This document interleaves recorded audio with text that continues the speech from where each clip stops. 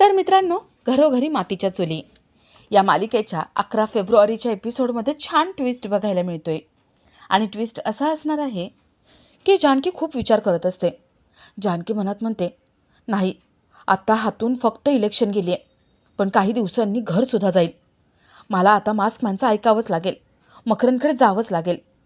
जानकी तिच्या मनात जे काही चालू आहे ते मायाला सांगते. माया म्हणते, जानकी ताई, मी जर तुझ्या जागी असले असते ना, तर मास्क मॅनचं सगळं ऐकलं असतं. माझं कुटुंब वाचवण्याचा एकच पर्याय असला असता, आणि तो पर्याय आता तुझ्याकडे आहे. तू तुझं कुटुंब वाचवू शकतेस, रस्त्यावर येण्यापासून वाचवू शकतेस. मला वाटतं ना, तू जावं, मास्क मॅनचं ऐकावं आणि मकरंदला भेटावं. जानकी मायाचं सगळं ऐकते. तर इथे अवंतिका ऐश्वर्याला भेटायला येते. अवंतिका ऐश्वर्याला म्हणते, ऐश्वर्या, जे खरं आहे ना ते सगळं सांग तू. अगं, मी आणि सौम्य आहोत ना, आम्ही तुझ्या पाठीशी खंबीरपणे उभं राहू. तुला काही येऊ देणार नाही. तू पोलिसांकडे जा आणि सगळं सत्य सांग. ऐश्वर्याला मनातून वाटत असतं की हो, आपण जानकीची साथ द्यायला हवी, मायाला एक्सपोज करायला हवं. आता ऐश्वर्या जानकीची साथ कशी देते, मायाला कसं एक्सपोज करते हे बघण्यासारखं असेल. तर या सगळ्याची सुरुवात कशी होते ते थोडक्यात पाहू. तर मालिकेत आपल्याला असं बघायला मिळतंय की ऋषिकेश नाना बाजार समितीमध्ये येतात आणि बाजार समितीच्या इलेक्शनसाठी तिकीट मागतात. ते स्वतःची बाजू मांडण्याचा प्रयत्न करतात.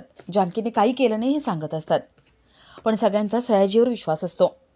सगळे जानकीने जे काही केले त्यामुळे ऋषिकेशवर बहिष्कार टाकतात आणि सयाजीला तिकीट मिळतं. ऋषिकेश नाना तिथून निघतात.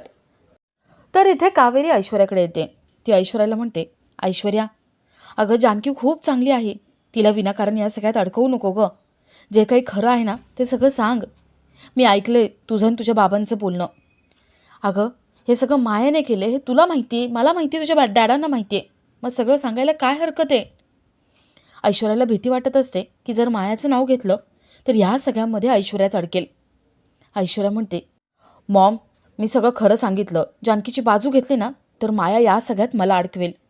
अगं, चाकूवर ठसे आहेत माझ्या हाताचे.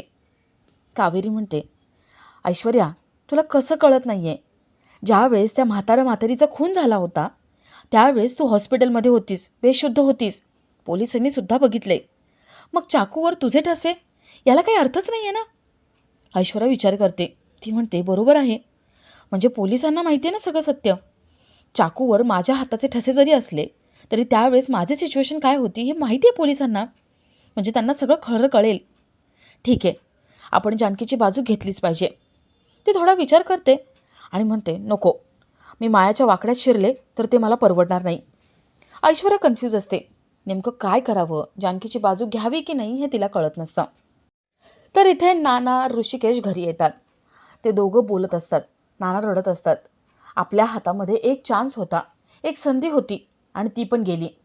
आता नाकातोंडाशी पाणी आले. आता आपण बुडून जाणार, आपलं घर निघून जाणार, आपण रस्त्यावर येणार. नाना हे सगळं बोलून रडत असतात. ऋषिकेश त्यांना धीर देतो आणि नानांना म्हणतो, नाना, जानकीला काही कळायला नको. अहो, जानकीमुळे आपल्यावरती बहिष्कार टाकला गेला हे सांगायला नको. जानकी हे सगळं ऐकते आणि स्वतःलाच दोष द्यायला लागते. आणि तेवढ्याच जानकीला मास्कमॅनचा फोन येतो. मास्कमॅन म्हणतो, काय मग जानकी? अगं, इलेक्शनचं तिकीट मिळालं नाही ऋषिकेशला. माझ्यापर्यंत बातमी आली आहे, तुला कळलं का नाही? जानकी म्हणते, मकरंद, असं का वागतोयस तू? मी काय बिघडवलं तुझं? मास्कमॅन म्हणतो, अच्छा, म्हणजे तुला कळतं आहे का की हे सगळं मकरंद करतोय? अगं, विचार कर ना, तू त्याचं काय बिघडवलं आहेस ते. आणि आता तुझ्याकडे एकच ऑप्शन आहे. तुझं घर, कुटुंब, नवरा, मुलगी, सासू सासरे सगळ्यांना जर वाचवायचं असेल तर तुझ्याकडे फक्त एक चॉईस आहे. तू तुझ्या नवऱ्याला सोड आणि इथे ये, मकरंदकडे ये. बघ, आता नवऱ्याकडून आता इलेक्शनचं तिकीट गेले, जगण्याचा हक्कसुद्धा जाईल. ऋषिकेशला वाचवायचं असेल तर मकरंदकडे ये. आता मकरंद किंवा ऋषिकेश यापैकी एकाची निवड तुला करायची. बघ जानकी, विचार कर. मास्कमॅन फोन ठेवतो आणि जानकी मास्कमॅनच्या बोलण्याचा विचार करते. जानकीला सारखं वाटत असतं की आपण जावं मकरंदकडे आणि मकरंदला भेटावं. हे सगळं इथेच थांबेल, सगळं चांगलं होईल. जानकी या सगळ्याचा विचार करत देवघरात बसलेली असते आणि लता तिच्याशी येते. जानकी मनातली घालमेल सगळी लताला बोलून दाखवते, पण ती सगळं क्लिअरली सांगत नाही. लता म्हणते, जानकी, अगं, सगळ्यांच्या सुखासाठी एकाने त्याग केला तर काही बिघडत नाही. जानकी मनात म्हणते, ठीक आहे, आता असंच करणार मी.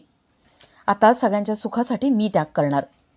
जानकी मकरंदला भेटायचं ठरवते आणि आपला आजचा हा भाग इथेच संपतो.